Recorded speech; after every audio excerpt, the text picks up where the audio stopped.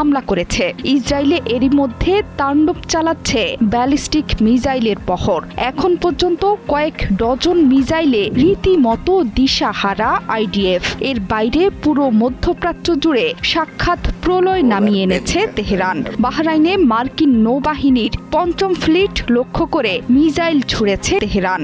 বার্তা সংস্থা রয়টার্স বলছে, বাহরাইনের জুফাইর এলাকা থেকে ধোঁয়া দেখা গেছে। সেখানে মার্কিন নৌবাহিনীর ঘাঁটি অবস্থিত। মার্কিন মিত্র কাতারেও আঘাত হেনেছে ইরানি মিসাইল। যদিও সবগুলো মিসাইলই প্যাট্রিয়ট প্রতিরক্ষা ব্যবস্থা দিয়ে প্রতিহত করার কথা জানিয়েছে কর্তৃপক্ষ। ইরানি হামলার ভয়ে সাধারণ মানুষকে ঘর এবং নিরাপদ স্থানে থাকার নির্দেশ দিয়েছে দেশের সরকার। পাশাপাশি সামরিক স্থাপনা থেকে দূরে থাকতে বলেছে কর্তৃপক্ষ। একই খবর এসেছে বাহরাইন থেকেও। বিস্ফোরণের শব্দ পাওয়ায় নাগরিকদের নিরাপদ আশ্রয়ে থাকার নির্দেশ দিয়েছে কর্তৃপক্ষ। সংযুক্ত আরব আমিরাতের আবুধাবিতে পাওয়া গেছে বড় বিস্ফোরণের শব্দ।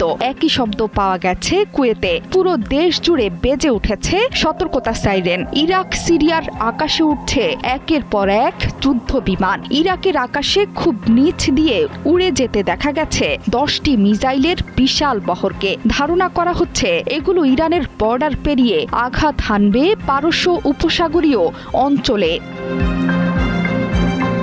এর মধ্যে কাতার আর বাহরাইনে থাকা মার্কিন নাগরিকদের সতর্ক থাকতে বলেছে যুক্তরাষ্ট্র। সেখানে অবস্থিত মার্কিন দূতাবাস থেকে নাগরিকদের উদ্দেশ্যে নিরাপত্তা সতর্কতা শেল্টার ইন প্লেস জারি করা হয়েছে। পরবর্তী নির্দেশ না দেয়া পর্যন্ত এই সতর্কতা জারি থাকবে বলে জানিয়েছে কর্তৃপক্ষ।